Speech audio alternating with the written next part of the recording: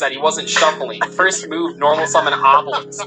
I just had a good laugh with his parents and I got the win. Like, none of this matters anyway. Only in the next round when I moved to game 2 with my next opponent did I realize my mistake and that I screwed him over. You didn't screw him over, he's 5 years old, he had no fucking clue what he was doing! This is what he feels bad over? He entered the competition in the group, got paired against a toddler. This has made me reevaluate all the things that, like, I'm still holding from, like, you know, when I was an asshole to a kid from 5th grade. Because now that I'm reading this, like, from other people, it's like, none of this fucking matters. Like, I'm gonna let, after this recording, I'm letting go that perfectly ultimate great mob. I no longer feel bad about it. Let me choke out this last sentence. I still feel guilty about it to this day, so if Stratos is still out there playing Yu-Gi-Oh!, I hope he can forgive me. Doug, you're 100% correct. It's just therapy. They want us to tell him, it's okay, it's alright, what you did 15 years ago doesn't matter. I'm sure it didn't even leave an impression on this kid. Yeah, probably not. I will not tell him that. I bet that kid's life was ruined because you did that to that day. I bet they would have became a Madden player and went down a dark path. Yeah! No one deserves that. This is like if I signed up for the Dragon Goals just to, like, feel something. Incinerated this kid. And then afterwards I was like, I submitted the result and I was like, damn, I feel really bad. I didn't give the kid the chance to run it back. Even though you could have killed him. It's like the second game have changed. Like, so that's what he feels bad about. Not that he entered at 13 years old, which he couldn't. Make the kid suffer for one more game. I think that's mercy. Like, what is that? Let's talk about this first part. Why are we even mentioning 13 years old? He clearly laughs it off in 30 seconds. He entered this tournament, kind of implicitly knew he had done something wrong, and then is confronted with the consequence of that, which is, you're going to play against a very young child, because there was the expectation you're a very young child too, so the whole thing feels kind of dirty, right? Like, I get that, but, like, get over it. You're 23 at minimum now. Come on. I think you have atoned enough. I think all of us have had an experience where we played against a very young child who didn't really know what they were doing. It's a tough thing to navigate. I am pretty sure you didn't ruin this kid's life. What do you guys do in that situation? Have you ever been in that position? I'm dueling all the time. Oh shit, I didn't make a category for materials. You don't showboat? Like, I had a friend that You don't let him have a This is turn. awkward. No. Like, I think as minimum actions as possible, I explain it.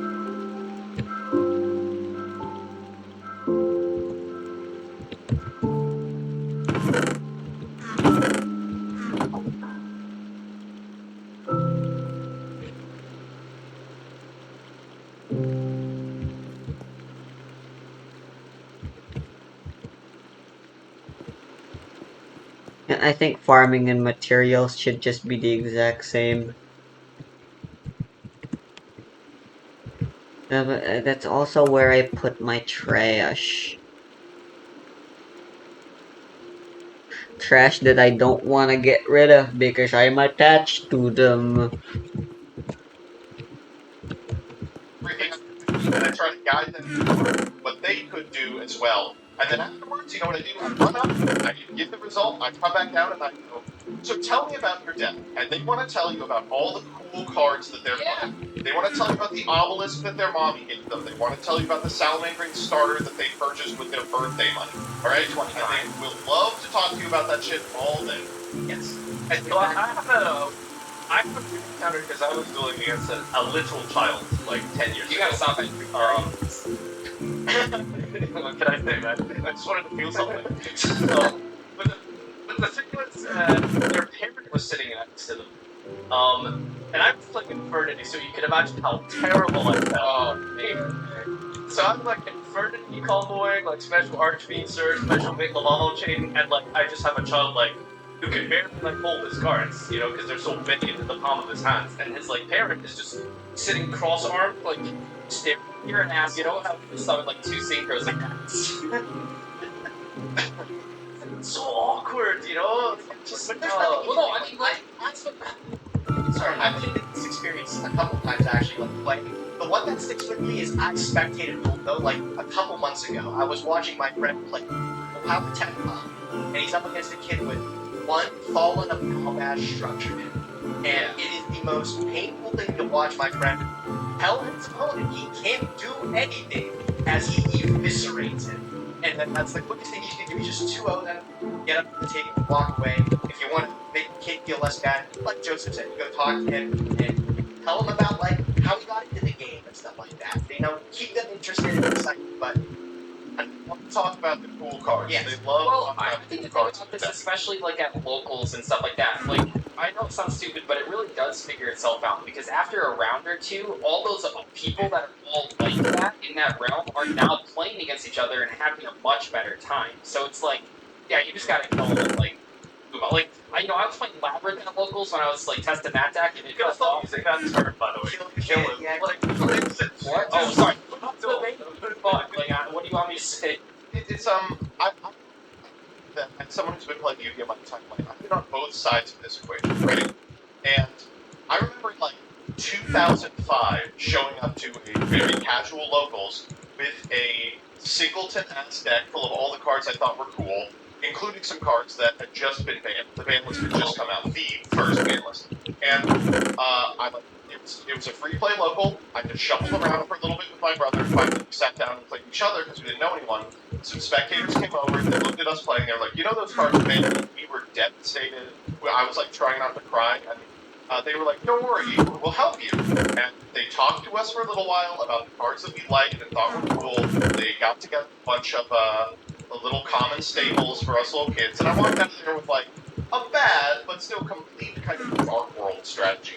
And like I think as someone who is older in a space where you can encounter someone who's younger and at the start of their Yu-Gi-Oh! Journey, that's kind of the obligation that you have, is you have to make them feel welcome, you have to make these kids feel like they will grow as a part of being in this community, not that they're going to lose all of their games. And I've seen it happen dozens of times where a kid shows up, goes 0-4 4 weeks in a row, and then starts to kind of find their footing, both socially and within the games. I mean, I feel like I had a similar experience for the first locals I showed up to. Me and my friend showed up with, like, we didn't know we had, like, a ton of ban cards in our deck. Same era, like, 2005, 2006. We had, like, you know, BLS and Chaos Emperor Dragon, and, like, everyone was super nice about it. They showed us the ban list, like, they had a printout of it, and then we, like, you know, took out cards. Cool. One person even wrote, I wish I had, I really wish I could find this. One person wrote me, like, a list of, like, 80 cards that I could throw into a deck that, you know, DD Warrior, like, just staples. Like, it literally was a list that said staples. Changed my life. I was like a collect, it was like a Pokédex for me. And that, like, without that, I might have not, you know, played Yu-Gi-Oh! After that, but me and my friend had a great time, and it was because even though we went 0-4, the adults there were super friendly and kind of, you know, showed us the ropes a little bit. So I think that is important, but they're not, like, showboating. I don't know. They were really nice. Someone gave me an Axe to Despair when it was $10, and I, like, Whoa. We'll do the Dan Henschel. Virtual sin forgiveness. You are forgiven. Yeah, I don't think you're the ass for like wanting to inject yourself on like a teaching scenario. That's not like fun for a lot of people. Maybe you're there Yeah. for your day. But I think you are the asshole for entering this tournament over age and expecting more. I guess that's what I'm saying. It's like if you expect to play like against the next Jeff Jones or like probably like Scott, right? Like it's Man signs up for 12 and under tournament, gets mad about playing a 12 and under kid. I mean, what do you want?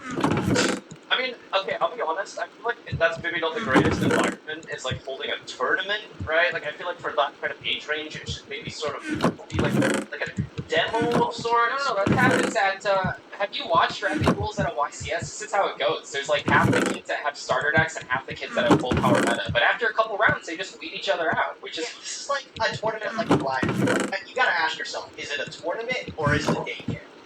Like at that point. Yeah. Is it just you drop the kid off, watch him for 5 hours, they slam some cards on the table, do whatever, lap the table, go home. Like, Alright, real quick question. So you are saying that you take like minimum actions, you don't like do any like crazy plays, you just do the minimum to like to kill a game? Yes. Is that what you're saying? To win. Okay, to win. So, but question, what if you like don't make the access to hold the Air Force, and then suddenly before you Well, no, you're still... When I say minimal actions, I mean the minimum number of actions required to get to Yeah, you still kill their whole board and then hit for game. You just don't, like, showboat. Alright.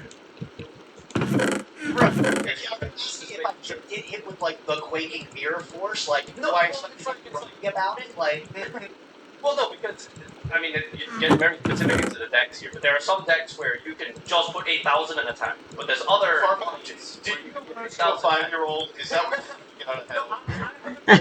but I'm just saying, like, there is a world where maybe you don't make the thing that pops first. No, absolutely. Like, obviously, I would consider access code 53 popping all the cards and attacking is like the fastest way to kill. Like fastest way to kill. Yeah, for sure.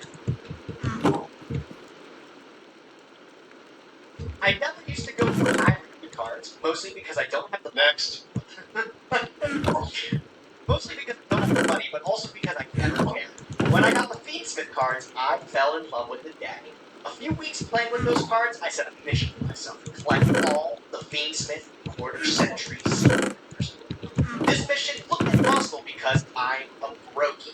So poor that I only managed to get the Fiendsmith set when it dropped. Oh hey, we've got a Boon of the Earth. When did we get this? Holy shit, I was just thinking about this fucking enchantment. That had $2 in their bank account. I can't imagine going a playthrough without that shit, man. I'm not like joking here. Like I've spent all this money. Yeah. Like I've had $100. This is like college. I had $100 in my bank account. I spent 90 of it on a high rating volcanic core, and like it feels like you don't do this. You don't need high rating. You don't need high rating cards. I promise. You don't need. Doug, what you don't understand is that there are modern problems that have modern solutions. You can Klarna TCG player and card market orders, okay? It's fine to buy UCRs on Binance, alright? What's Klarna? It's like something on your Apple Wallet where you don't pay in segments or something like that. Yeah, It's like people have invented so many new ways to be broke. Yeah. That's 30% notification, by the Do way. you guys know the people that complain about card prices and then buy a new box every time it releases, and they pull the Mold Charmy, buy the fucking Mold Charmy, like Jesus.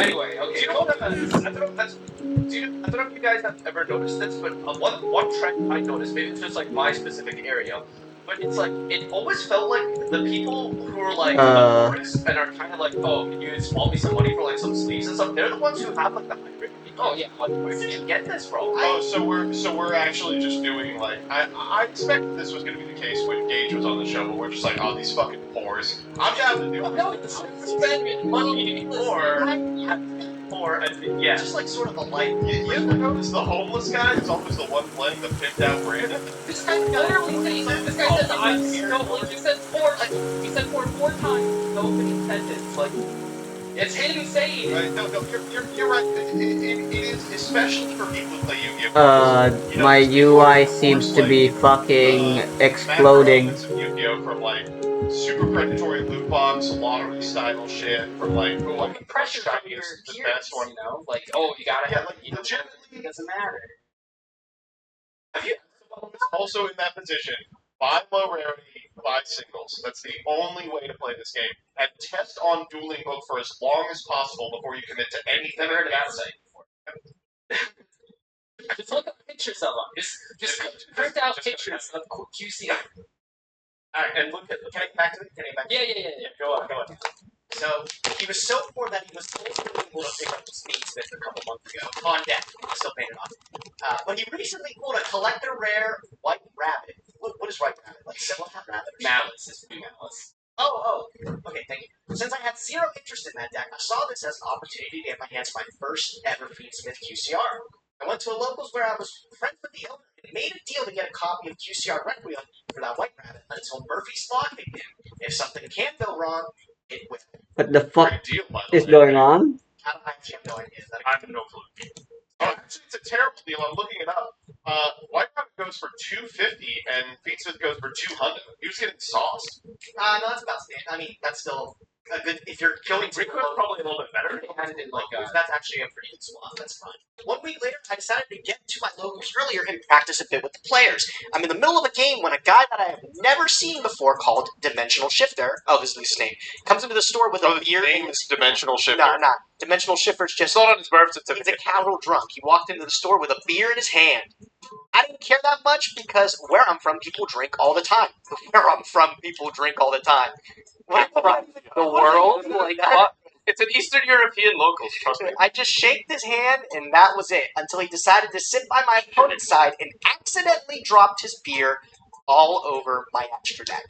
I was trying my best not to panic, but I had seen what the damage was. At first, it didn't look like beer got inside the sleeves, except for, of course, the one card I needed not to be damaged, my beautiful, beloved QCR Requiem.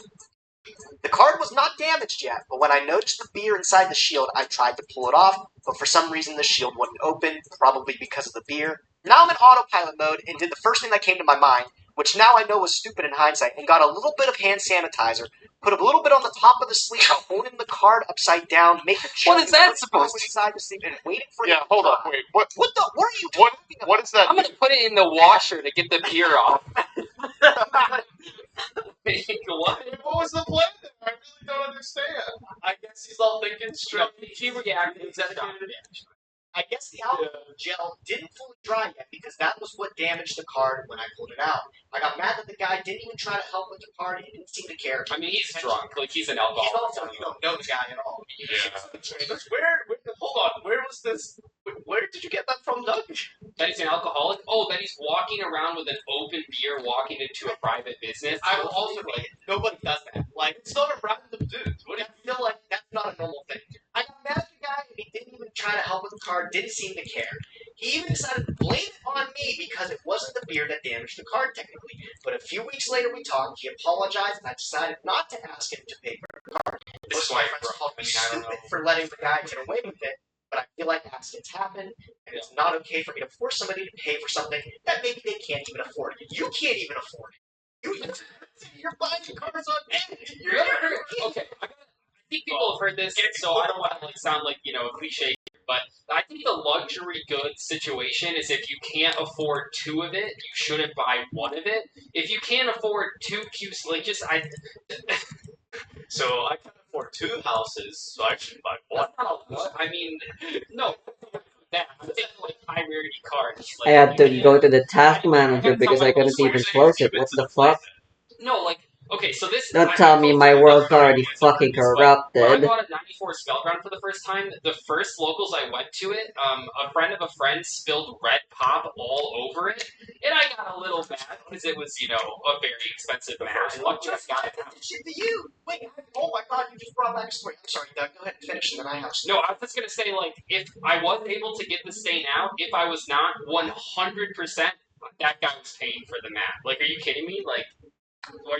What? You just this guy just ruined $200 worth of cards. Like, of course you're paying for it. I'm taking this guy to small claims court. I mean, I literally did this to Joseph, man. We were at Alex's place for YCS in Las Vegas, and first time I think I met you, Joseph, or something like that. We're Oh my chilling. god, this is like my first impression.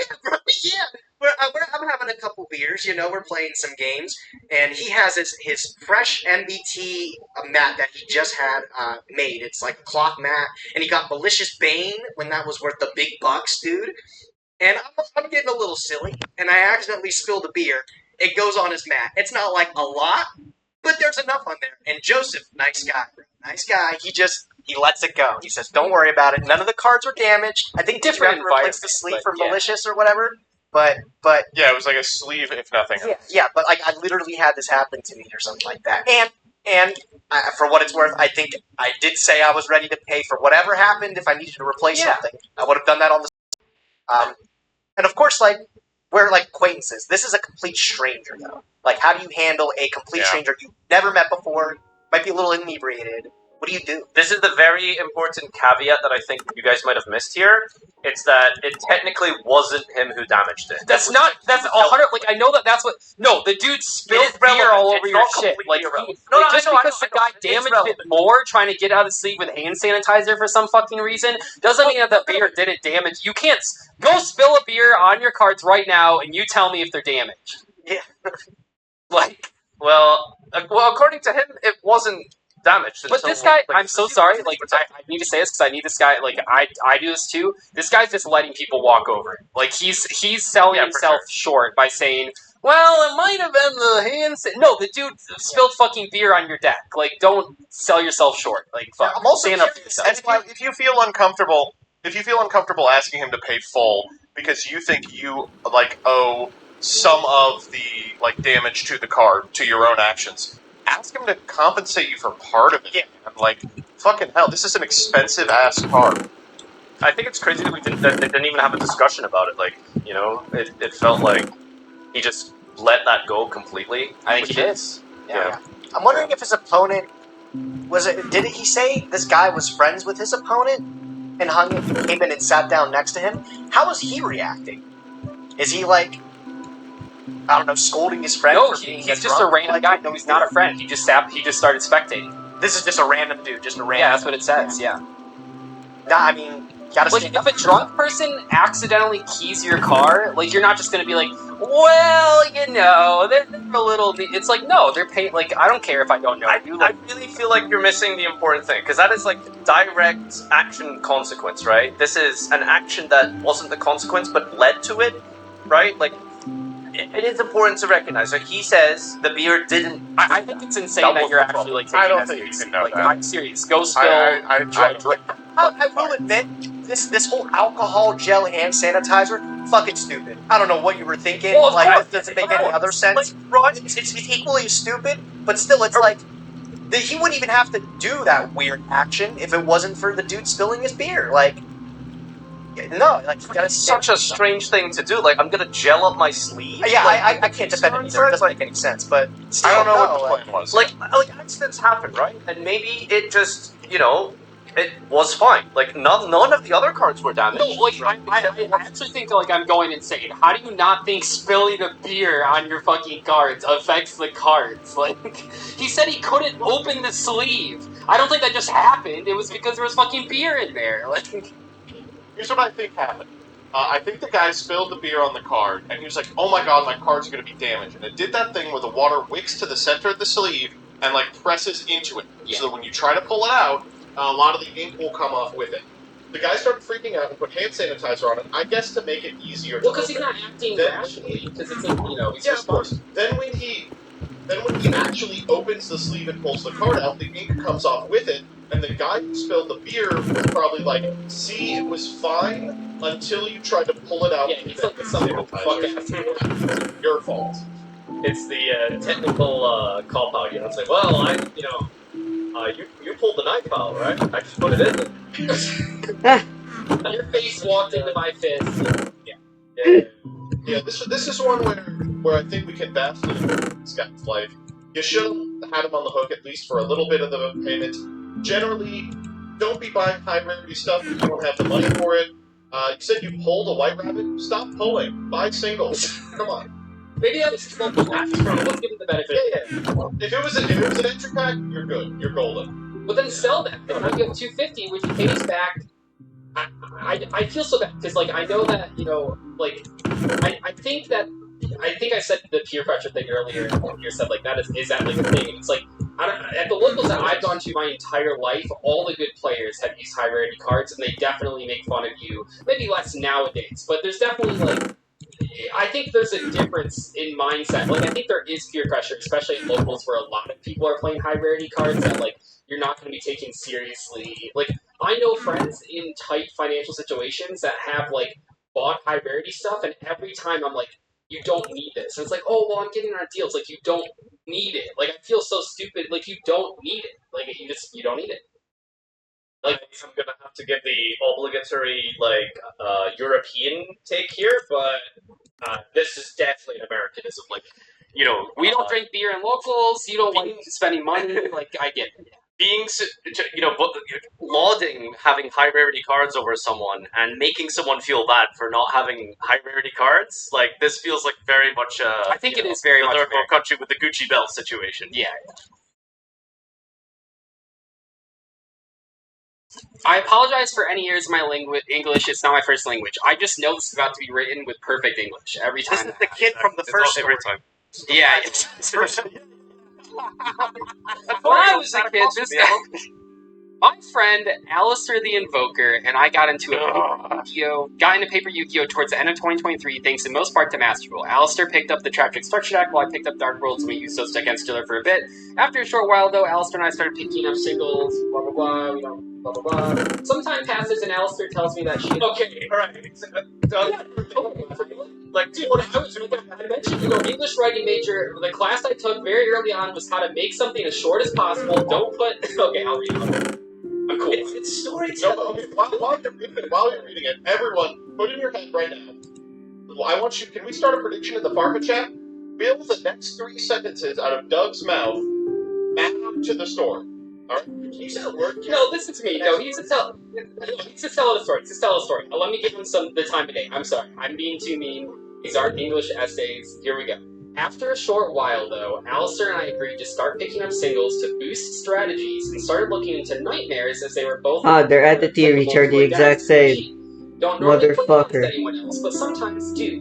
But we mainly play against each other and choose what decks we play on the fly. Is this going to be a Dark World nightmare? Anyway. Some time passes, and Alistair tells me she has a funny card to use against Dark Worlds. I tried guessing, but we ended up learning that the card was a Fist Dweller when we normally play. As time passed, Alistair... Sorry, but like, I'm gonna bring in a funny card to make our game a little bit more funny. Abyss Dweller. Dweller.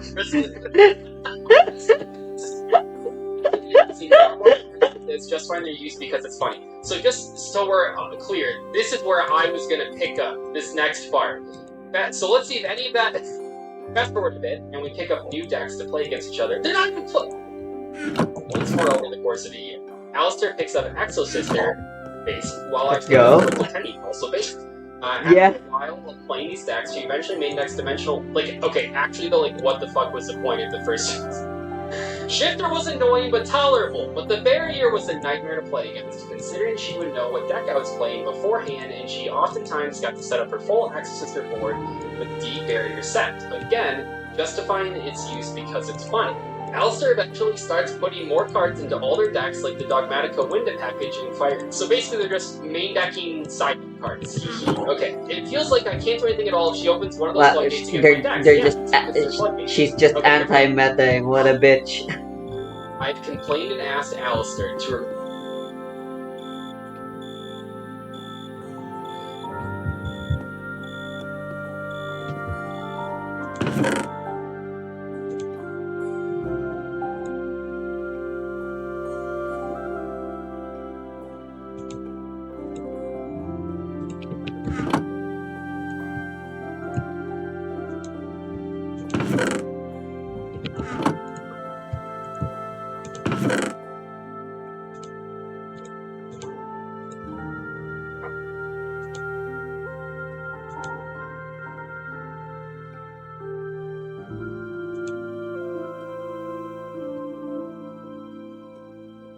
I guess we should grow the warts.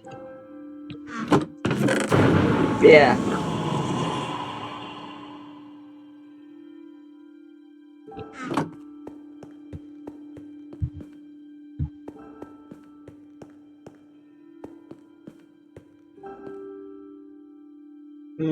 I guess I should also reorganize this at some point. But I should organize everything. Period. Then again, we don't have that much stuff yet. There's gonna be laziness begets more laziness type situation. I just know it, but I don't care.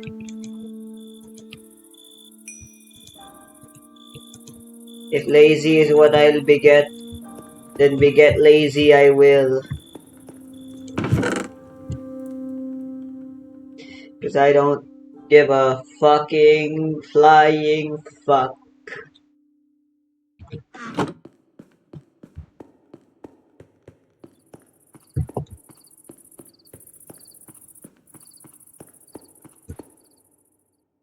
Said cards, but Alistair refuses, saying either it's funny or her decks need them to compete with my decks. Alistair also raises valid concerns about me using similar cards too, like Chowfang with Lights against Exo and using hand reps in Dark World. I do play Droll too. These guys' decks are just all side deck cards, by the way. But I think that's a necessary evil up until this point. I at least justify the use of these under the bases for Alistair using these. Well, it's only only fair that I do too. Am I out of line or asking too much here? I'm honestly not too sure. Should I accept that sometimes? I should accept the fact that these things happen. I understand my hypocrisy. Okay, you guys are playing against only each other. Just ban the fucking Vikings. Don't play these dumbass. Every game you're playing, summon a Viking. You're just playing against each other. Like, no one's forcing you. Like, I know you played Trackers 23, you thought Nightmare. Piggy, please get out of the way. Am I going? I'm going to say that. Stop! Oh my god! Where did that creeper come from?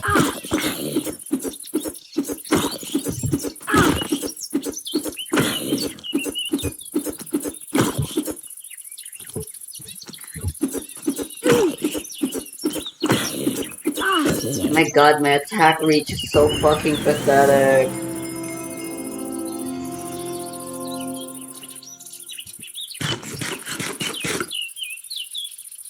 I want the spear! I'll get leather soon enough.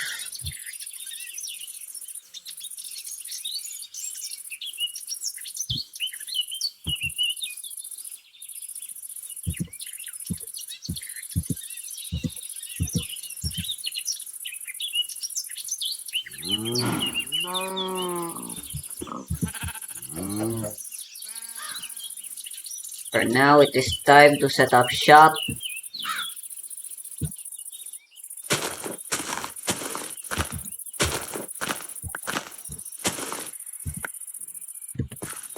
Someone else. Okay, here. I think this is. Yeah, I'll. Go ahead, Joseph. Oh, okay. First off, well. Right, I need pumpkins and I may as well chop some more wood. Let's go do those.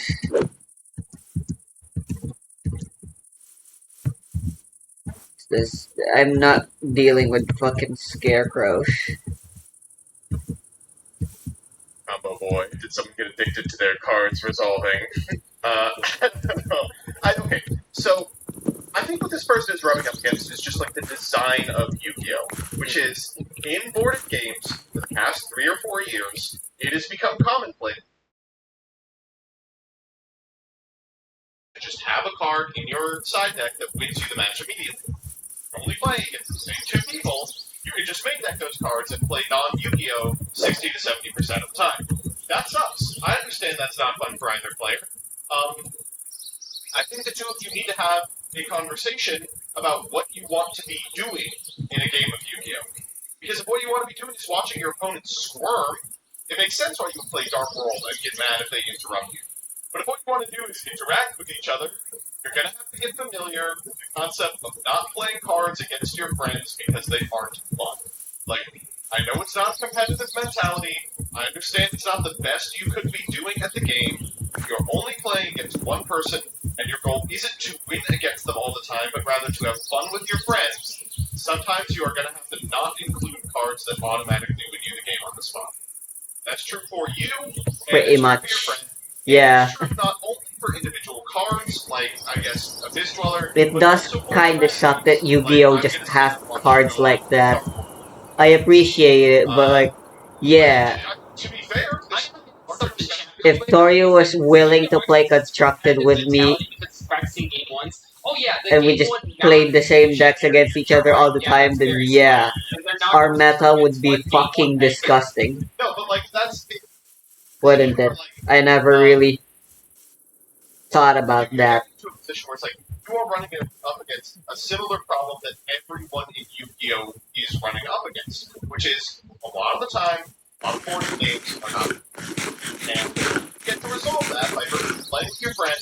Is you just elect not to play the cards that aren't fun. But I don't know, what do you want out of the game? If you want your opponent to enter a funny scenario where they can't do anything, then you keep playing. Otherwise, you don't.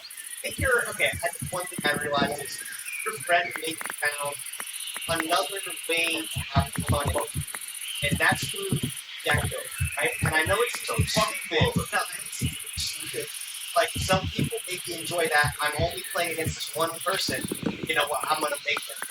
I'm gonna find out what I'm gonna want by this one card. We're gonna laugh about it. I'm gonna play Lullaby Bohemians and Magician. Yeah, Yeah, and the next thing you have, their hope, not a nice they want you to do the same thing. Like, okay, you played nothing but that way for 6 weeks. Let me put you ready like that, traps done and everything. There's even counters and Yeah, let's make a challenge, like a little friendly challenge. Like, oh, can you one-up me next? And I think you just have to be honest and say, like, this isn't, like, fun for me. I don't see, like, playing these non-games or playing these floodgates as exciting. Like, it's like, when I used to build decks for that, like, as a kid, like, you know what's, like, at your locals. Alright, copper. I should get copper. It's like if I knew everybody at my local played nothing but trap decks, just straight up stun, I was like, oh, well, you know what, I still want to rock in the locals fair, and I'm going to play cards like Druid Lockbird and stuff like that, because it's standard. Or, like, I don't know, I feel like... This is just very hyper, specific metagame of just these two people that, like, play... I think you're totally right, though. I think that, I all have friends that really like, finding ways to troll or whatever, and I think that's how they're getting enjoyment from the game. But it's not fun to... People don't like getting floodgated in tournaments, but you play them because you're trying to win. But if you really are just sitting down and, like, playing against friends, not testing, like... Yeah, it's not fun to play against those cards. I don't know. I think the insane context and backdrop here is they started playing literally last year, well, 23 I guess, from Master Duel. They started with the absolute freeze the default reach, what the hell? A structure deck versus a structure deck, and then they created this arms race to one-up each other with the cards that they start adding in. They've clearly The gone knife into, has the exact same reach. Google typed in, how to beat Dark World, and she found Dweller. And it's now they're trying to, constantly one-up each other, and it's in a way, I think that's good, because, they are developing their skills as duelists, which is to counter strategies that is part of the metagame. Their metagame being, their friend group. But, obviously, Joseph, I think it's really right, where I think you do need to sit down and talk to each other and be like, okay, well, what are we trying to get out of this? Are we trying to compete and improve our decks that we can then take to a tournament? Or are we just having, kitchen table duels against one another? Because I don't think floodgates are fun in that context, but Gage kind of actually raises an interesting point. Yeah. Maybe that person is having fun floodgating their opponent. It's a weird sadistic kind of approach, but somehow it's fun. It's like a deck building. They're thinking that it's cool. I think Gage really hit something with saying that they're more into the deck building aspect because they're having fun finding the counters to the opponent's strategy where the opponent seems to just want to play. Yeah, the problem is you mentioned an arms race, and I think that's exactly what it is. The problem is there's only one person participating in this arms race. The other person doesn't care that all those floodgates. The other person was like, oh, well, you play Chow Feng. But Chow Feng's that's standard in all these sorts of decks, right? You already... Yeah, but you're not actually making it just Shao Fang call light in the dark? I don't know if that's particularly... It doesn't call light. You use materials to make it. So it's it's just, you have to use the light material. That's not that's not Proto. It's not you play nothing but mermaid, and then I summon Protos, and I'm they Chow Fang me every game. It's come on. That's the problem. Okay, yeah. Yeah. And also, don't forget, they are being a little bit hypocritical. They didn't admit that they have been playing Droll themselves, right? Well, they've also been, we get a little bit of insight into what they're playing, but they're playing Silva Handloop Dark World. That fun for the other person? Think about that. You don't know that they're they're just playing Dark. He said that. He said that. You didn't know it. You didn't get that part because you were reading so they did so here's what I think is actually the solution that you should do is meet their energy. They're playing Abyss Dweller, you need to be playing Imperms. If they're playing non-fusion area, you need to be playing main deck Twin Twisters or Cosmic Cyclones. You're not suggesting a compare your hands Yu-Gi-Oh, man. Come on. I think that's the Yu-Gi-Oh! It's on them saying Handrick Dark World. I just read the whole thing and didn't see that. Oh, it's Latin Handricks in Dark World. Yeah. I think you're right, though, Joseph, because it goes one of two ways, right? It's either once you start doing that, once you initiate the arms race, it's either, wow, this is actually fun, we're both having a great time upgrading our decks and trying to one-up everybody, or the other person said, hey, this isn't fun anymore. What do you mean? Why do you get to play all these floodgates? And then you ban them. you realize, wow, actually, Yu-Gi-Oh fucking sucks. Let's go back to the fair Yu-Gi-Oh. Playing the game. I don't think people are just wrong here though, because it's like I think you need to discuss goals, right? It's like you can say like, okay, well you need to bring in Inferno, you need to bring in Cosmic, but it's like, okay, well what are we doing here? We need to have like the relationship and what are we conversation, you know? Yeah. What are we doing here? What are we doing? Is it It's also weird fun or is it it's competitive, strange like- to call. It's strange to call play outs to floodgates hand comparison Yu-Gi-Oh, which I see everyone in the chat is doing. You guys understand how Yu-Gi-Oh works, right? Like, it is more hand comparison Yu-Gi-Oh that if you are playing into hand loop Dark World with no points of interaction, right? Well, yeah, that's the point. Same Both decks are guilty of this. Like, both of these people are guilty of, like, you know, hand ripping with Dark World multiple times with Silva. That's just what gets Okay, let's take one further step back, okay? Tarko, what does a game of Yu-Gi-Oh look like to you?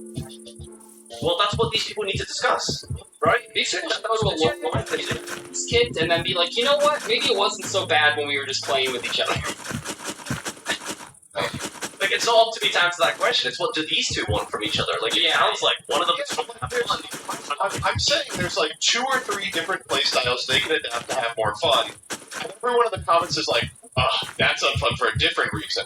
It's like, at some degree, cards like Dimension Barrier, cards like Dimension Shifter, cards like This Non-Fusion, one Arena, not probably not, Sully. are all sort of woven into the fabric of Yu-Gi-Oh! And if you don't like those, you don't like playing those answers, you don't like playing the hand traps that deal with them, and you don't like playing the strategies that ignore them, you may just want to play a different game. Like, No, no, Yeah, there's multiple ways to play Yu-Gi-Oh! Outside of, you know, standard competitive meta. What do you mean? Like, that's why they need to discuss it, because they started with structure decks. That's, like, fun for a lot of people. They can play, like, with random pulls. They can play with, like, other decks that don't that's what I'm saying. Is if they're not having fun playing this, like, what has become, for better or for worse, a more competitive version of constructed Yu-Gi-Oh, maybe it's time to play something else. That doesn't match something you can... Okay, like Battle City sealed decks from Feature. it's just when you say I something. know if I mention something that's not Yu-Gi-Oh, you people have a conniption. But it's enjoyment that remove these design elements. Something that can remove those design elements in Yu-Gi-Oh! Something I think that's interesting that I'm realizing this is I actually learned from another really good podcast called Will of the Council. Looking at this again, I feel like this prompt, like I feel like it suffers from like bias because it's written from the person, like their person's perspective. Always. Like Yeah. what They're missing a lot of I'm even thinking like, what if they were Oh, the there you first person go. to play the FTK Dark One, right? And then their friend was like, "Whoa, damn, this isn't any fun for me. I'm getting my ass whooped. Let me play Shifter." And then this guy's like, "Oh, he's playing Shifter now? He's playing Master Cosmos? What the heck? I can't handle him for But you have to Destroy his infernal flame You're emperor. just looking at what structure decks are available and going, oh, that looks cool, and then buying it, and it's like, oh, inherently the way the deck works is that hand loops the opponent. Like, it's not their fault for picking up that structure deck. And that's why I'm saying it might be worth considering playing something that isn't necessarily constructed Yu-Gi-Oh! Because when your entry point into the game teaches you the way to play the game is to Silva hand loop, you're not going to be able to, or banning floodgates our way into playing something fun. Yeah. That's why the only way to play this game is to open 20 master I packs. would say just open 20 play against each other on the afterglow. You guys will have so much fun. Like, I guarantee it. Do that. Alright, so what do we think here? Are we picking a No cult one's or the answer. Just talk to each other. Like, Yeah, just talk to your Yeah, friend. yeah, yeah. Talk to your friend. There's nothing wrong with feeling upset that you're getting floodgated out of the game. There's nothing wrong with feeling a little hypocritical that you're playing on interactive decks. Have a discussion with your friend about where you are. give them a hug, you know, go on a date, marry them, you know, do what you got. I'll do the Henschel. You are forgiven. 99% of these disagreements can be solved by just communication. It's very true. But yeah, thank you so much, everyone. Indeed, for, exactly. viewing this episode. Oh, Dharma. Like I'm watching an episode of fucking What? It's the finale from Unity. It's the finale. Seth Gorkowski's Dungeon Master Guide. I gotta tweet some things. If you guys have any feedback, then let me know. I would like to. Or believe it or continue not, this, but it feels like being the nice is numbers the best way to solve nice problems. Thank you by traps. Say bye. Man, these planes are very small. I wish I had a more open area that isn't a highland. Oh, how about here? Look how much bigger every other fucking place is that I didn't decide. If I was just patient and just fucking took my time and looked a little further around, I would have stumbled upon all of these beautiful looking places. I mean, it's not too late. I could move house. You know, yeah, I am moving house. It's just I want to deal with my sustenance problems first.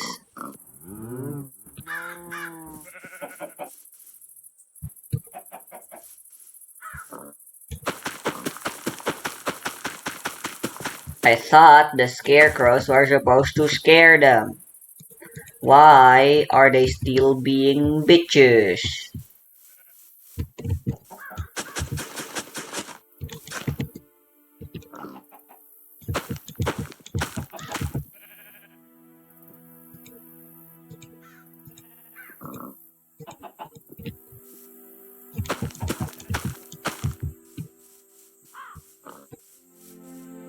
I'll go move somewhere, make a bigger house so I can have bigger everythings.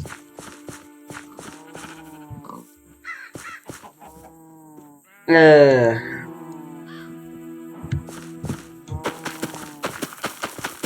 Like I'm investing in land or something. Yeah, whoops. I just wasted a shit ton of pumpkins. Those are supposed to be canolas.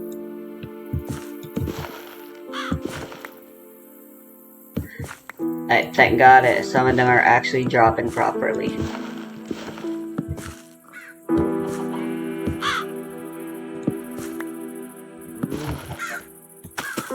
Well, it was still a loss ultimately, but at least I recuperated from my stupidity.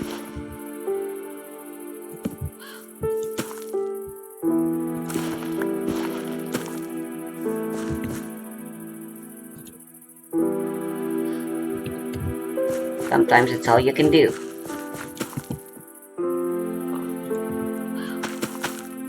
I still don't have cabbages, there's still plenty. I don't have. I do have some new stuff like salmon berries, that's pretty neat.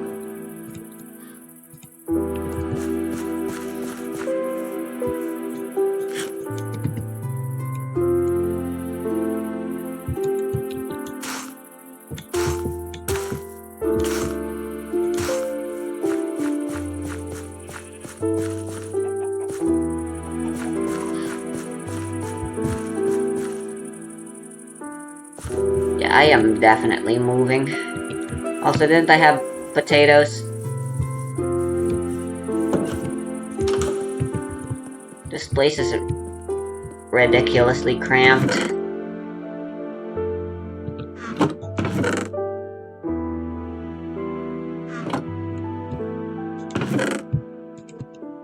I'd like to be in a better spot first, though. Like I said.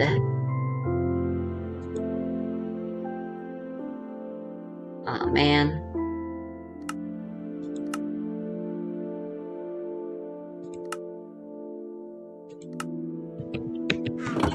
Yeah.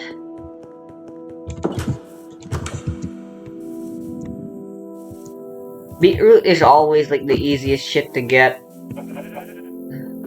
So why is it not easy to get? Ugh.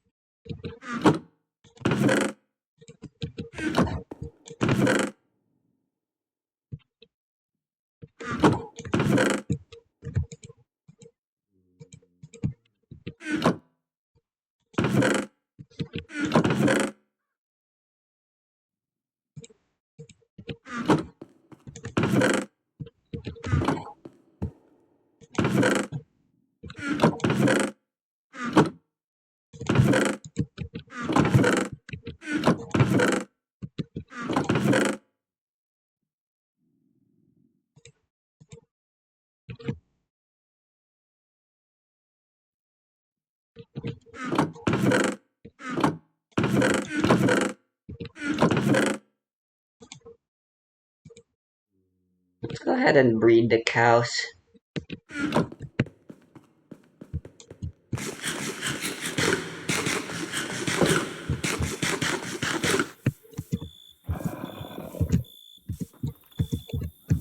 I can hear them.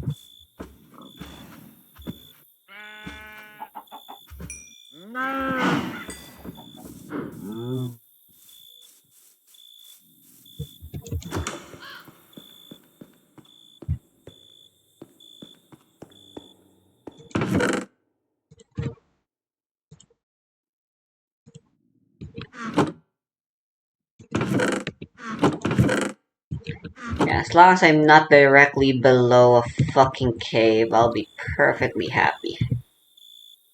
But first, I really, really want diamonds. So let's go ahead and explore these areas we haven't explored properly yet. This tower, I haven't been here yet. Spider layup, that's just for later. Why are there always volcanoes and jungles?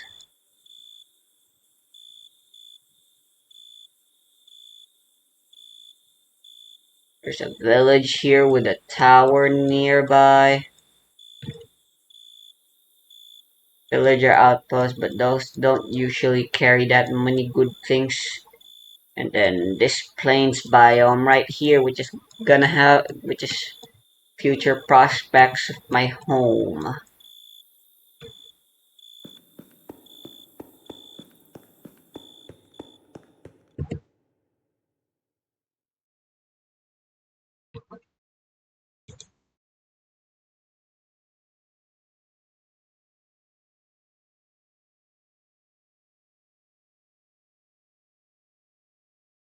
I caught a mobile game stealing from me, and I can prove it. I know mobile games are a pretty big thing these days, especially with everyone having phones in their pockets, and there just seems like there's all kinds of new mobile games released all the time, whether you hear about them or not. A lot of these end up having a lot of players. I personally don't really play a whole lot of mobile games, so I don't keep up on this a whole lot. But this particular one was only brought to my attention because of them stealing from me. And huge shouts out to people who did message me about this, just be like, hey man, did you see this? And it's, yes, I did, but Motherfucker! trying to help point this out to me. So the game in question is available on Google Play, and I assume the Apple Play Store as well. It's called Legends Reborn Last Battle. And looking into it, it just looks like kind of your typical idle fantasy RPG where like your guys just kind of fight for you. You don't really do a whole lot. You know, one of those games. I did manage to find actual gameplay of it, courtesy of the YouTube user Anime Manga. So yeah, it looks like you just kind of you get different heroes with different star ratings or whatever, and they come in and you use special moves, and then you win a bunch of stuff. Whatever, who cares? That's not the important part. What is important is how they've been advertising this particular game. And again, this is only brought to my attention thanks to people messaging me over on my Instagram account, Rogergram. Again, thank you to everyone who did that and emailed me. This is on their official Instagram account. On Instagram, it's called Magnum Quest. We'll get into why on that is in a moment. But this is kind of all their posts. It's like new version available, some holiday events. Maybe you get some free stuff. Some big booba fantasy women. However, they did put out what I believe was a video or story advertising their game, and this is what that advertisement looked like.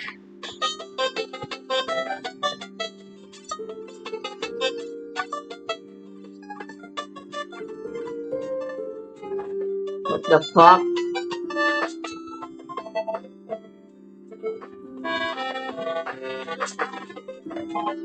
That's Final Fantasy III. Behold, a one-person adventure awaits thee, and they're just showing footage of Final Fantasy III. Oh, wait. Yeah, mine. This isn't just any Final Fantasy III footage. This is my Final Fantasy III footage. It's pretty easy to prove if you didn't catch it right away. All the character names from there are the exact same character names that I use in my videos, both in the Final Fantasy III review video that's on this channel, and I did a recorded gameplay series of this entire game over on my gameplay channel. And this is all just footage from that. Who else named their characters Peeb, Jerd, Joof, and Ian? Now, more importantly, you'll also notice that this is Final Fantasy III footage, but for just like half a second in there, you can actually see just a brief snippet of footage from Final Fantasy I. Yeah, right there. That screen does not appear in Final Fantasy III at all, so it'd be weird if they were just trying to look for Final Fantasy III footage and throw it into their advertisement video. And that's because they didn't just grab random Final Fantasy III gameplay and then did some fun edits and all that to make their advertisement video. That's my Final Fantasy III video. Those edits are mine, and they just threw it up onto their account. And again, I can easily prove this. This is my Final Fantasy III video. So we're bringing them back. Our heroes, Including me, again. naming them Jerd, Joof, and Ian. This is making me watch my own videos, which is so cringe. And it starts right there. Like, that's my actual gameplay footage.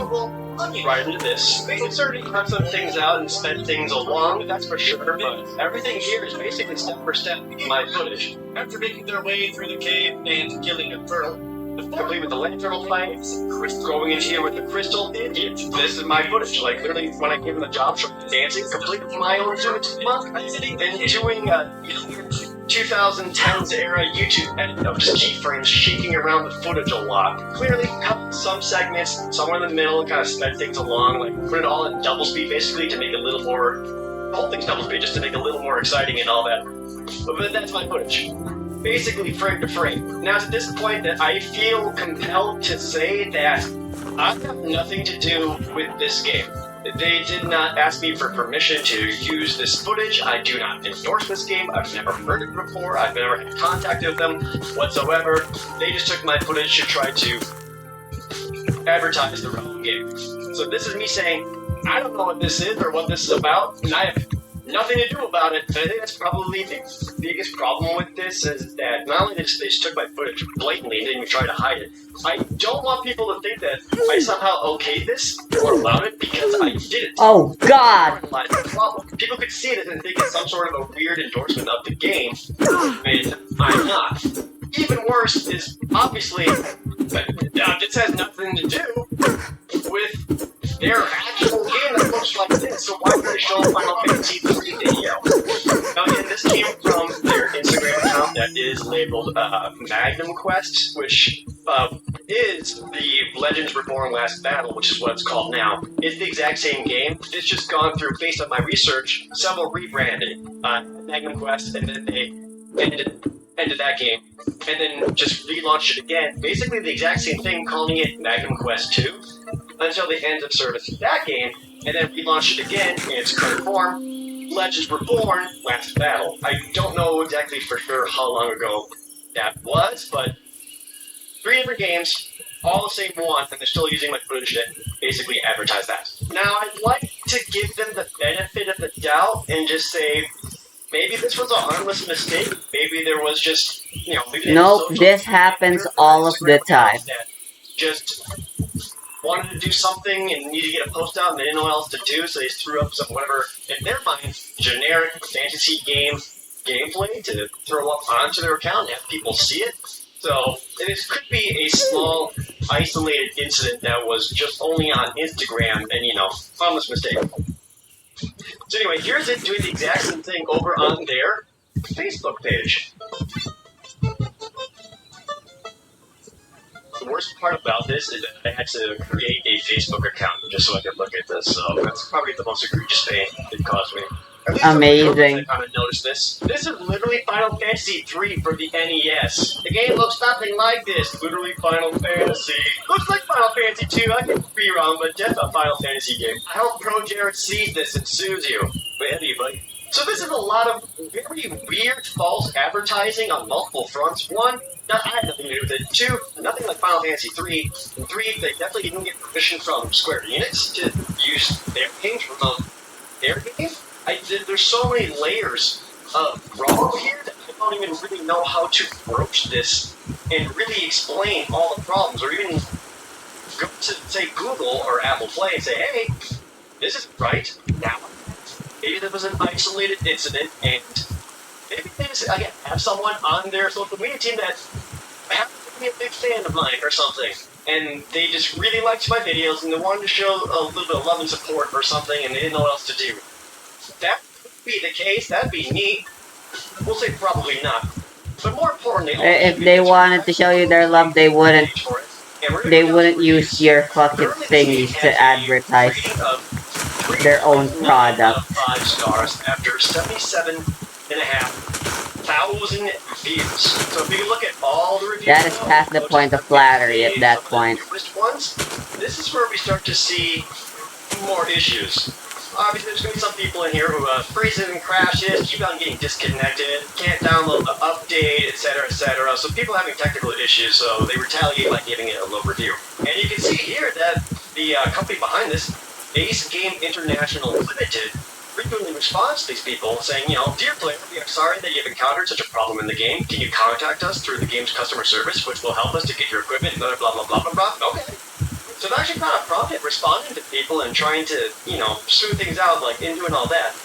But looking into these reviews, some of these recent ones, we see more of a problem, and this establishes a repeated pattern of them stealing footage to falsely advertise their game. I will always leave a 1-star review for false advertising. I was led here by an ad that showed gameplay of Final Fantasy 1, trying to play on the nostalgia value of a game that this one clearly had nothing to do with. 1 star. I mean, it was Final Fantasy 3, but, you know, there's a lot of similarities between them, so I think... Not a lot of people know. Gameplay didn't even come close to ad play. Not even as good as graphics shown in video to garbage. Instead, another scamming game trash. Dear Redeemer, thanks for your valuable feedback. There any other feedback suggested frustrating experience with false advertising. This game is an absolute disappointment. They run promising code, but none of it works. It feels like a blatant bait and switch tactic to lure players in. To make matters worse, the customer service is abysmal, non-responsive, and unhelpful. What's even more infuriating is that the developers don't allow players to leave feedback on the forum, completely shutting down any chance for constructive criticism. Dear Redeemer, thank you for your valuable feedback. It's meh. And then we come across this review, which was only a week or two before the Final Fantasy 3, my Final Fantasy 3 footage was used. The ad made it look like Eye of the Beholder, but it's nothing like that. I wouldn't have downloaded it if the screenshots had been honest, as in Advanced Dungeons & Dragons Eye of the Beholder. A classic DOS game from the late 80s was also ported to the Super Nintendo in 1993. So just for the record, this is what the gameplay of Eye of the Beholder looks like. This is the Super Nintendo version, and I'm showing the footage here from one of my favorite YouTube channels, SNES Drunk. Okay. So maybe they're using the gameplay of not just my Final Fantasy 3 review, but several other games. But again, maybe it's just a coincidence. Maybe they're just, you know, screwing up real bad somehow. Bring off Shining Force for their Facebook ads. Deceptive use stolen gameplay videos from the old game Slime Ball. Force. If they like to get players, what will they do to players once they Yo, Mending! know that you're using Holy video shit. from Shining Force 2 for your ads? Oops, they do now.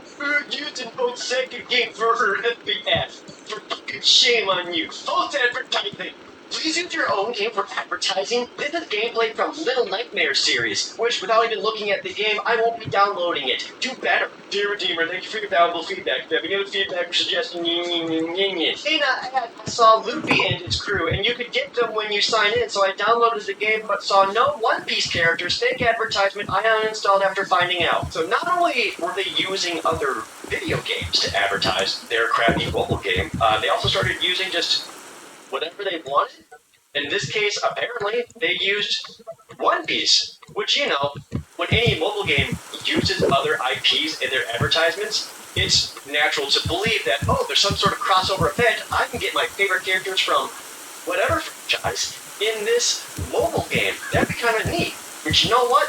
That stuff works. You know what else I just noticed back on the original video post is that word right next to where it says play game. Next to it, it says embark on a D&D quest anytime, anywhere. So once again, using another property to try to sell their game. Speaking of other properties, what if they just use stuff that had nothing to do with fantasy medieval adventure? Such as, is it just me or do they change the name of this game every couple of years to get new players? The F-word was also a bunch of NCU characters for some reason. All 2 stars for the bait and switch. Where's that post? I want to see them trying to use Marvel to sell their game. Imagine coming across this of a idle battler where you can have like wizards and mages and barbarians and stuff next to Iron Man and I don't know. Unite. What this is establishing is that this was not an isolated incident of them trying to use another game to try to sell theirs. Whether it's using my footage or using other IPs. They're doing this repeatedly. Not only that, they're shutting their game down multiple times and then relaunching it as, from what I can tell, fundamentally the exact same game, just under a different name. And I wonder if they're doing that, is it to possibly to get new players? Or it's because their old game somehow got in trouble, and to get around and circumvent having to deal with that, they just quote-unquote made a new one. I saw that had the Marvel character, so I downloaded the game. It's clearly a lie. Hopefully they'll get sued and go out of business. Every time someone points out their fake ads, they just say thanks for the feedback. Scummy company, stay far away, see the response for proof. Dear Deamer, thank you for your valuable feedback. If you have any other feedback or suggestion, please feel free to contact us. With Deadpool and Wolverine, that's the main reason I downloaded it, because it showed that you could get them and they looked awesome. Fake ass, I hate you. That's all that I just found from going backwards about 6 months or so through reviews, so who knows how long they've actually been doing this. It could be longer. So yeah, hopefully I've demonstrated that they've clearly stolen footage from my Final Fantasy III video, which, you know, that's not hard to debate there. But more importantly, they've been doing this repeatedly with other games. And not just with other games, but any properties they could do, like One Piece or even Marvel. And yet, after all of that, shockingly, they still have a rating of a 3.9 out of 5. That still seems pretty high, despite a lot of people saying that they're just falsely advertising their game over and over again. But the big thing, which again, I'm going to state very clearly here, I have nothing to do with. I do not endorse this game, nor do I have permission to take my video, nor have they contacted me at all in any way. I found out the same way other people found out when I saw this advertisement, and thanks to the people who did message me on Instagram about it. And that's my biggest personal struggle, is that I don't want people thinking I'm associated with this, and I'm trying to make it very, very clear that I am not. So what do I do from here? I don't know. I guess I could try contacting them at legendSCS@baseplane.com, being like, hey, you stole my footage, take it down. And people have taken notice. There are a couple comments basically saying, you stole this footage from Pro Jared. I realize bringing all of this up, I'm essentially throwing a pebble at a tidal wave. Because there's just so many of these, and there's so many examples of these kinds of mobile games that are doing predatory practices to steal and con money out of people. But it's important for me to make you all aware of this, that I had nothing to do with it, and they're probably going to keep going around and stealing footage from other games to advertise theirs, because consequences be damned, because they probably won't ban it. And I guess the last thing I can do to all of you, as someone who makes it a point to try to review RPG games, I will say, don't play this one.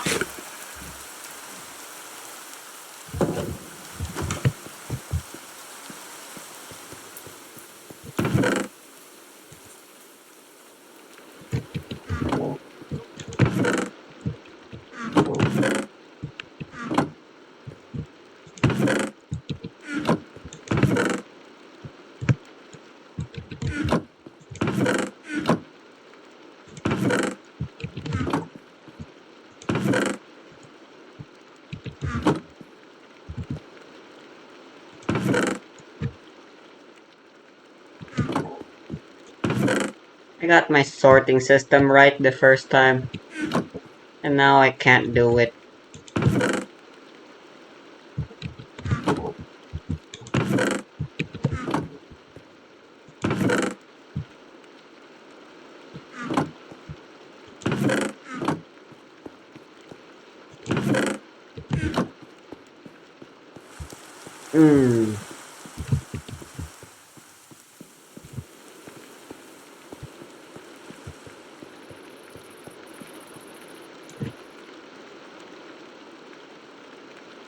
I need this rain The gun. next meta threat, the next Zodiac, Tier 1 solidified. These are just some of the quotes about arguably one of Yu-Gi-Oh's biggest flops. Magical Musketeers definitely had a lot of hype by both Konami and the Yu-Gi-Oh community as the next big thing. None of us expected that the only thing it would be next for was our failed cards mechanics video. Magical Musketeers didn't live up to expectations, and we didn't see the signs as we were blinded by the fact that we had a deck that generated resources and allowed you to play spells and traps from your hand. Instead, we got a normal summon-dependent brick house that burns out resources quicker than the Hyperemni archetype. So, what ended the career of these gunslingers? Let's find out in today's video. The transition from a play to Yu-Gi-Oh's newest archetype started in the TCG set Spirit Warriors on November 17, 2017. With Konami promoting the archetype heavily, everyone expected this deck to be part of, if not the top meta deck of 2017. They also had a major amount of support on release. 13 cards were introduced. 7 monsters, 2 spells, and 4 traps. The uniqueness of these light-themed shooters was that they had all continuous effects, which allowed you to activate magical musket spell traps from your hand during either player's turn. They also had secondary effects that you gained resources when a spell or trap was activated in the same column as the musketeer. Magical Musketeer Caspar takes center stage. It's a level 3 light fiend monster with 1200. Increasing your jump height sucks because you can't control your jump height. Musket card from your deck to your hand. That's not the same name as that activated card. Doc is a level 3 light fiend with 1400 attack and 400 defense. And when a spell trap is activated in its column, you add 1 magical musket card from your graveyard to hand. Kid Brave is another level 3 light fiend with 1600 attack and 200 defense that lets you discard 1 magical bread musket card just to draw 2 provided cards on when the spell trap saturation, card is man. activated in its column. Starfire is level 4 with 1300 attack and 700 defense. And when a spell trap card is activated in its column, special summon 1 level 4 lower magical musket monster from your deck in face-up defense position except for itself. Calamity is their second level 4 light fiend with 1500 attack and 1300 defense that lets you target 1 magical musket monster in the graveyard and special summon it when you activate a spell trap card in its column. To round out the level 4 Magical Musketeers, Magical Musketeer Wild with 1700 attack and 900 defense lets you target 3 Magical Musket cards in the graveyard, shuffle them into the deck, and then draw 1 card when a spell trap card is used in its column. For the boss monster, Magical Musketeer Master Mind Skill was a level 8 light fiend monster with 2500 attack and defense, and could be tribute summoned using 1 Magical Musket monster. Like the other Musketeers, you can activate magical musket spell traps from your hand during either. Honestly, I think it was a mistake to make structure rarer. Once per turn during your opponent's end phase, Because ultimately, all that's affecting is the mid game, which is where we are right now. And yeah, Minecraft's mid game fucking sucks. And it doesn't have a column-based effect. But the level 4 lower monsters have consistent effects that netted resources every time you used a spell or trap card. This includes spells and traps that weren't magical musket support. So, activating something like an Upstart Goblin to draw a card, or using Ties of the Brethren to get more musketeers from your deck to the field, would trigger any of the musketeers. I'd classify mid-game as the point in time where you finally have a house. And I know that's very early. You leave that pretty much on your first, once you finish your first day of the game. That targets a monster on the field, it changes a monster on field's attack and defense to 0, and yeah, Minecraft's progression just doesn't really make a lot of sense. Its pacing is all over the place, very inconsistent, etc. Then doubles its original attack and defense until the end of the turn. Let that monster can't attack directly. Now for the traps. We start with Magical Musket Dancing Needle. A normal trap that targets up to 3 cards in either player's graveyard and banishes them if you control a Magical Musket monster. Desperado was their other normal trap that targets 1 card in the field and destroys it if you control a Magical Musket monster. Fiendish Deal is a continuous trap that prevents Magical Musket monsters you control from being destroyed by card effects. If this card is sent to the graveyard by an opponent's card effect, you can add 1 Magical Musket card from your deck or graveyard to your hand, except itself. And finally, the Magical Musketeer Last Stand is their counter trap that negates your opponent's activation of a spell or trap card when you control a Magical Musketeer and destroy it. Many searchable spell trap cards have effects from negation, graveyard removal, and protection. Alongside that, they can be played from the hand due to the continuous effect of Magical Musketeers, which is a bonus to playing the deck. as you don't have to worry about macro targeting cards. You're able to play multiple interruptions and get rewarded for doing so. Your opponent also had to be careful not to activate the spell and trap cards in the same column as your Magical Musketeers, as that would also trigger their effect, since their effect doesn't specify who plays that spell in part in the column. You can actually hear a scream seen at Casper and a dog to the furthest left and right both zones. The simple gameplay and bountiful effects had Olivia proclaiming this deck as the next Zuria, but it was a swing and a miss on this archetype, or in this case, a complete misfire about it. The community was just blinded by the playstyle of Magical Musketeers, but completely ignored the significant flaws in their mechanics. The biggest hole in this archetype was the reliance on its normal summon. The deck had almost no special summoning abilities unless it incorporated it. If your opponent found a way to either remove a monster from the field or simply negated the effect of your monster, would flat out end your turn. Magical Musketeers depended Let this be the one with diamonds. resolving to generate card advantage, and then start their snowball from there. Another problem that jammed these barrels was that all Magical Musket cards were hard once per turn. Seeing multiple copies of monsters or the 6 spell traps would remain dead and stuck in your hand and continue to use them next turn. It also forced you to use whichever spell trap card you activated sparingly, as using it on the wrong target could leave you in a terrible position. It also made the deck even more bricky to play. Poor attack and defense stats were the final nail that stopped the deck's rise to contention. These monsters couldn't get over anything on the field, with the highest topping out at 2500 attack, if you could even summon it. They couldn't really overcome high attack power monsters at all.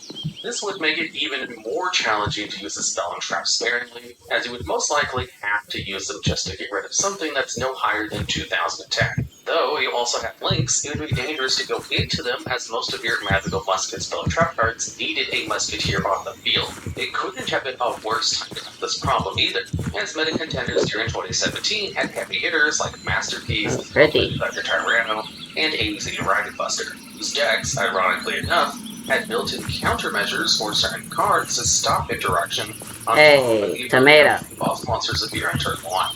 So, outside of poor matchups in the format, the deck literally shot itself in the foot with low attack monsters, hard monster and cabbages, and a heavy dependence on the first monster that normal summoned.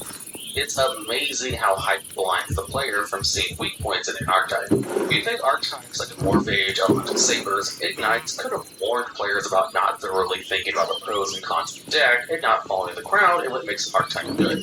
Magical Musketeers ended the year 2017 with a poor showing in high-end events. If Magical Musketeers were to have any chance of competing at a high level, they would need to fix most of the deck's underlying problems. They tried to address the summoning issues in the TCG set, Dark Neostorm, on May 3rd, 2019. Magical Musketeers gained a new continuous trap card, Magical Musket Crooked Crown. Though you can only control one Crooked Crown, during the main phase you can special summon one Magical Musket monster from your hand. And if you do, if your opponent's main monster zone in that monster's current column is unused, that zone cannot be used until the end of this turn, even if this card leaves the field. This card helped alleviate the issues that Musketeers had with their summoning. The fact that it also knocked out your opponent's monster zones proved they have a teleporter, that's nice. That did have extra linking and multiple extra deck summonings during Master Rule 4 in 2019. As to play extra deck monsters outside the I'll go steal this one then. You need to have a link in the extra monster zone. This was also useful in preventing links that need other links to co-link, like the Nightmare links. Though Crooked Crown's first effect stayed relevant as time went on, its latter became ineffective when Master Rule 4 revisions came down in 2020, making it possible to play certain extra deck monsters from your extra deck without having to use the extra monster zone, such as Synchros, Xyz, and Fusions. So, while it might slightly hinder co-linking in today's game, it's completely ineffective against decks that don't depend on co-linking or links at all, like Branded and Nexus Sisters. Add in the fact that most decks today don't worry about monster placement, and what you have is a continuous trap that is only effective in why is the prairie so hot? So, what it's worth is a great card to grant your special I guess it's summer now. Valence player. Did this change Musketeer's chances in the TCG? We shouldn't have to tell you by the date of this video. Though it alleviated the pressure on your normal summon, it didn't change the fact the deck was filled with hard ones per turn spell traps and low attack powered monsters. With I should kill you guys. Boss monster peaking at 2500 attack and needing to be trigger summoned. Though Crooked Crown would bring out any of your magical muskets, including as a kill, it became another hard ones per turn card to hatch an archetype overflowing with an enormous amount of hard ones per turn cards, and potential drinking. However, in late 2019, Really? they get a solid link. Not a single piece of leather. Legend Heroes of Battle. For the final support piece, Magical Musketeer Max was a Link 1 like Fiend monster with a 1000 attack and required one level 8 or lower Magical Musket monster to make. When it's Link summoned, you can activate one of its two effects. You can either add Magical Musket spell or trap cards, different names for your deck to your hand, up to the number of monsters your opponent controls, or special summon Magical Musket monsters with different names from your deck, up to the number of spell or trap cards your opponent controls. It also had the continuous effect, allowing you to activate Magical Musket spell and trap cards during either player's turn. Max was a tremendous second option that helped you capitalize on punishing your opponent's overextended. It cost a meager 1 Magical Musket monster that could either replenish your hand with resources, or give you 4 presents by special summoning monsters straight for the deck for no cost. And regardless of those monsters' levels, this was good news to the Magical Musketeer players, who finally had their own in-archetype option to be able to go second. The bad news was that this card was useless first turn, as it was absolutely reliant on what your opponent had on their side of the field. What's worse than being a second turn option reliant on your opponent's board, being a card attempted to resolve on the second turn. Not only was the game at this point the quickest it's ever been, point first was always seen as the most advantageous of turns, as a majority of top decks at the time were control boards for Orcus, Thunder Dragon, Subterror, Sound Migrate, and variants of Luna-like decks, who hilariously could play going first or second. Not only would you Luna-like fully get through multiple negations or interruptions, but be able to resolve Max when it's summoned. Magical Musketeer was too linear of a deck with limited options to go through, plain and pure, hindered by needing a Magical Musketeer in the field to resolve Magical Muskets, their low attack power forcing you to unwillingly use your options to clear over simple board problems, and now having your only in-archetype Link dead on first turn, and praying it could resolve to the Hailstorm negates and board removals. Though the archetype did do better in the TCG than its time in the OCG, it wasn't enough to persuade the community that the deck was competitive enough to contend with the meta. By 2020, people let this deck hit the dusty trail, allowing these gunslingers to ride off into the sunset. There was some stir in the TCG with Magical Musketeers, and yes, both of these stirs involved playing Musketeers with another broken or powerful engine. The first engine was the Runic package. In the TCG, it's one of the game's most splashable control-based archetypes. Runic cards can generate free advantage while removing resources from your opponent's deck. Combine this with an archetype that places resources from their hands and Musketeers, and get one of the most unlovable things since the invention of taxes. You can play out your Musketeer monsters, activate a Runic spell in the same column as that monster, and special summon a Hugin while triggering that Musketeer's effect. If you don't draw enough pieces of your Magical Musketeer cards, you can just use your Runic engine to stall until you get the resources needed. The second engine is a newer archetype, sweeping the community and wallets by storm. Fiendsmith is a light Fiend archetype that utilizes discards and graveyard recovery of the light Fiend monsters to make links and even fusion monsters. What makes this engine even better is it doesn't need a normal summon, and it has no restriction that locks you out of your extra options, meaning you can play this engine before you play. At best, the engine is a Beatrice and Aerial Leader. At worst, it baits out hand traps, while still making Beatrice. With all that information, what correlation do Magical Musketeers and Fiendsmith have in common? It just so happens that the Magical Musketeers and Fiendsmith archetypes are coincidentally light Fiend monsters. This opens up your deck's ability to go first or second, protects your Musketeers from harsh hand traps that can usually end your turn, and most importantly, gives you another line of play with Fiendsmith cards that synergize with your Musketeers, such as Fiendsmith Track, which searches out a light Fiend monster and has a graveyard effect that allows you to fusion summon Fiendsmith monsters using materials in your hand or on the field, giving you access to Fiendsmith powerful fusions, Lacrima, who gives the deck powerful recursion and the ability to play more extenders, and Disarray, whose effect can negate multiple cards in the field, up to the total Link rating of Link monsters equipped to it, and can also return one of your Fiend monsters back to the deck, and target one card in the field and send it to the graveyard. You can even use your Musketeers to Link summon Fiendsmith Requiem, a Link 1 that only needs a light Fiend monster to make, allowing you to go into full Fiendsmith combo if your Magic Musketeer blend is failed. The strategy also incorporates other cards to combat Musketeer's woes with going second, with cards like Link into the Brains, a normal spell that lets you special summon one monster from your hand with its effects negated. Then immediately Link summon one Link monster using monster to control materials, including that monster. Link summon can't be negated, and your opponent can't activate cards or effects when a monster is Link summoned by this card. So, your option for running a good Magical Musketeer deck is to have it get carried by the most hated control cards in an online simulator, or have it get carried by the most hated free extension card in the game for the price of your current rank. The saddest part is that both these engines can play better without magical musketeers, as they can sustain themselves or even be used in better decks like Fiendsmith and Snake Eyes, and Runic and Bystials, or just Stun in general. It really goes to show how much hype can carry cards in Yu-Gi-Oh! We were wrong with Sea Monster Theseus becoming the Action X staple for years, thinking Amorphages would be a terror in the meta, and now thinking that Magical Musketeers would be the next Zodiac, which is now the biggest lithium meme in history. Though the ability to play spells and traps from your hand without fear back row was appealing, ignoring that most of their cards clawed due to them being hard once per turn, high defense super normal summon, and when their underwhelming attack made it hard to clear boards and do damage, gives more cons than pros when playing the deck. They also have a horrendous time going second, even with max, which capitalizes off of your opponent's board.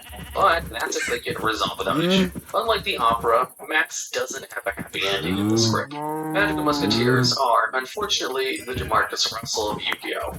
Enjoy your stay in the Hall of Fame. Oh no, I seem to be lost in these woods. I hope no one tries to sell me product. Hello there, are you in the woods looking for card sleeves to keep your cards safe? Oh, thank goodness. Can you tell me how to get back to the main road?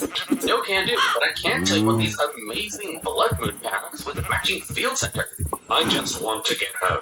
You're worried about the price, huh? Well, good thing we have a bunch. If you get the Blood Moon bundles, you can get the card, field center, playmat, and even a leather box. I was asking the very body. Well, you just have to go to the Duolog store to find out. Visit theduologs.com or click one of the links under the video in order to check out an assortment of card sleeves and playmats. Alright, the whole strategy is not very effective.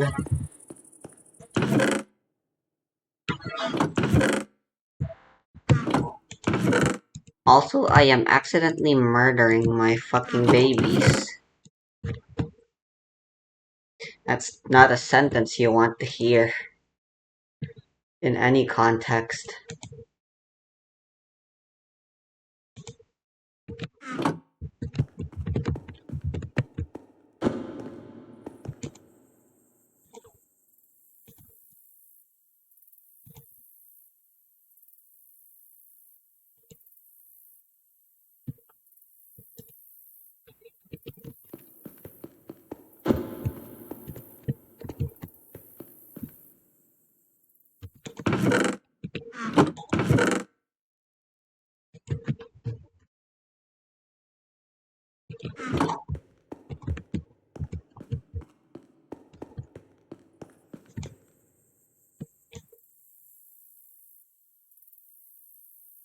Time for an important craft. A packet of baggage.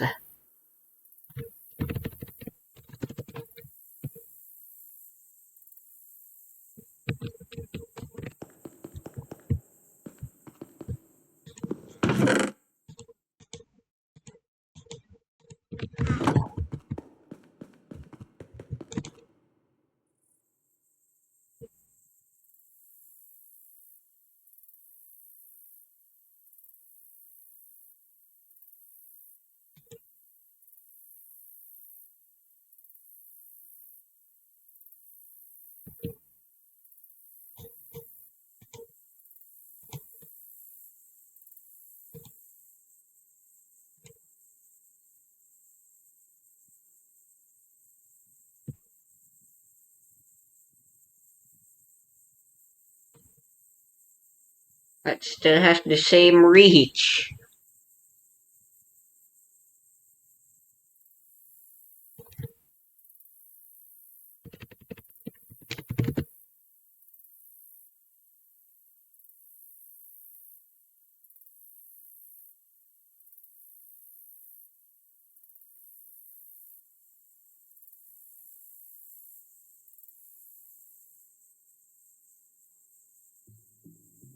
Maybe it's a lie.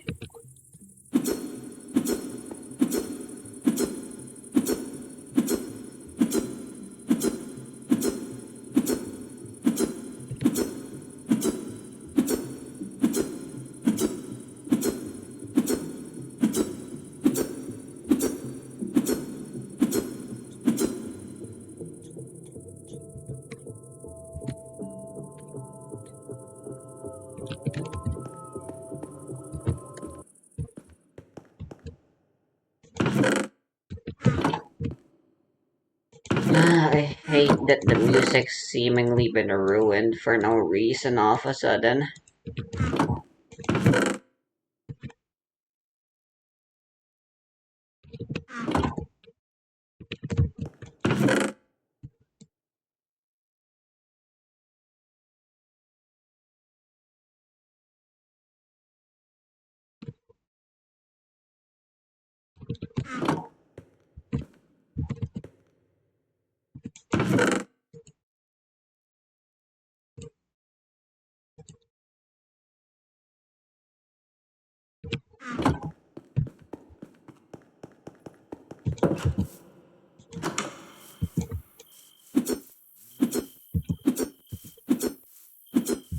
I think I much prefer Max's armory over Dick's stuff. Oh damn. Okay, I think the reach is definitely longer. The entity reach thing is just a little deceptive.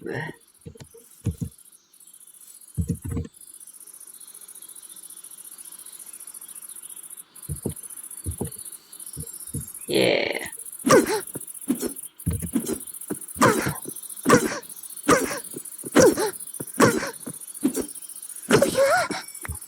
Can't even get close to me in time.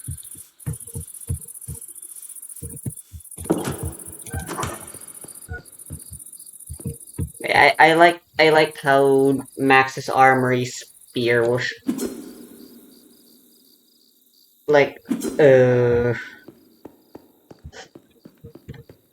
in the first person view where it looks like you're holding it preparing to stab.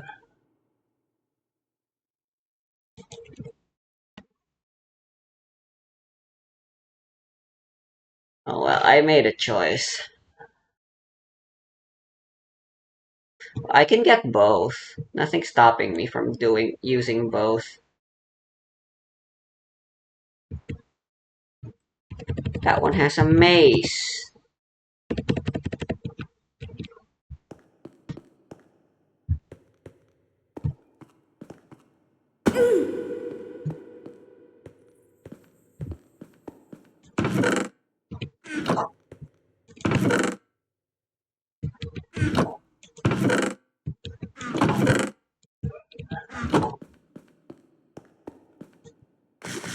I'm gonna go now.